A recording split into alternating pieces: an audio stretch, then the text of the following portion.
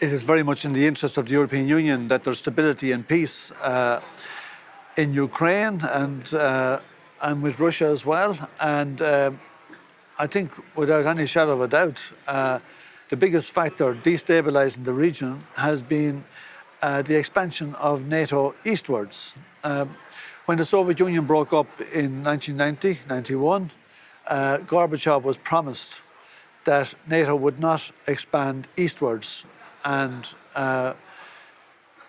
introduce troops or military equipment or nuclear equipment closer to Russia's border. But obviously that promise has been broken, and NATO has been expanding relentlessly, and it is certainly having a terrible destabilizing effect on the region.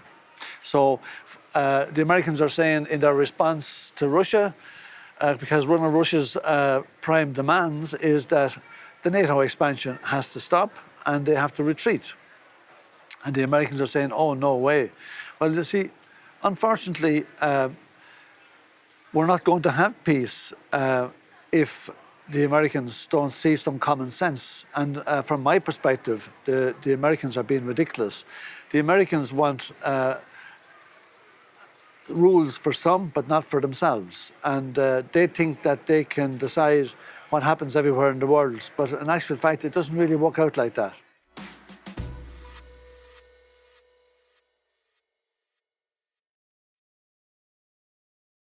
But they're not choosing their own destiny. I mean, NATO is choosing it for them. The Americans are choosing their destiny for them.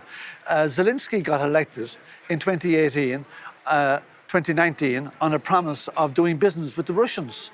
But as soon as he was elected, the Americans said, no, don't do business with the Russians. Why aren't the Americans and the Ukrainians respecting the Minsk II agreement? France, Germany, Ukraine, US, they all sat down, and Russia, they sat down in 2015 in Minsk, and they agreed a way forward. But they've reneged on it. And it's a peaceful way forward. And it wasn't Russia looking for a piece of the Donbass. It was Russia and the citizens of the Donbass region looking for autonomy. They're happy. Russia was very happy for the Donbass to stay inside an independent Ukraine.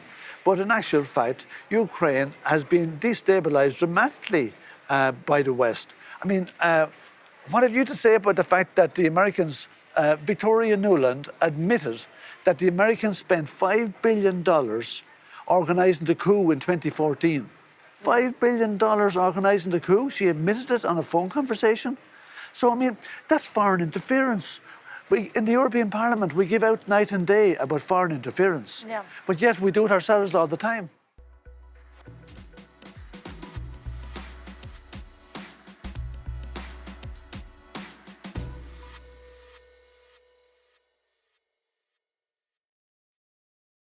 I would prefer that Russia didn't invade Ukraine. I think Ukraine's independence should be respected, but I do think that US and NATO are pushing and pushing and pushing Russia into a corner.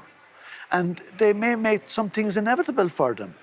But I mean, where are the Americans going with this? Is this going to be good for America? Is it going to be good for the Europeans? What's going to happen? I mean, the Americans are saying, oh, if the Russians encroach on Ukraine at all, that they introduce more sanctions, they might knock Russia out of the SWIFT system, right? Okay, yeah. So you knock Russia out of the SWIFT system. What happens then? Well, first of all, the Russians cut off the gas pipeline to Europe, right? So can you imagine the impact that will have on Europe? Not on America, on Europe. The Americans would like it.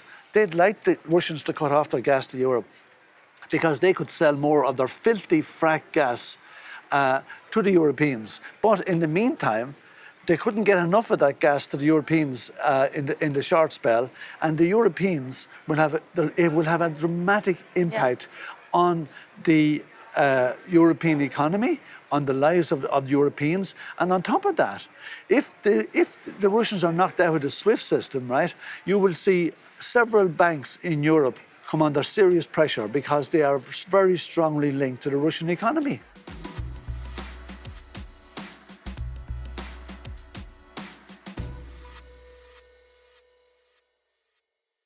Oh God, look at, of course it's possible, right? I don't think Russia had ever any intention of invading Ukraine, but it could happen because they've been driven into a corner. Fortunately, war can happen even when people don't plan it.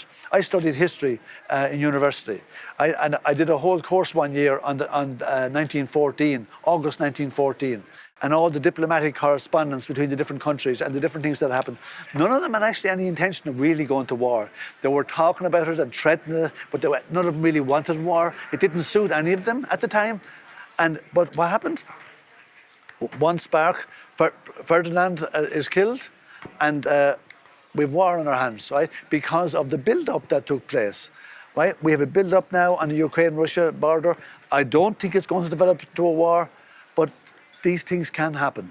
And the European Union has been reckless in not calling NATO to task, in its full support for the American position, its full support for the NATO position. The European Union has been reckless with this issue, and it's been really disappointing.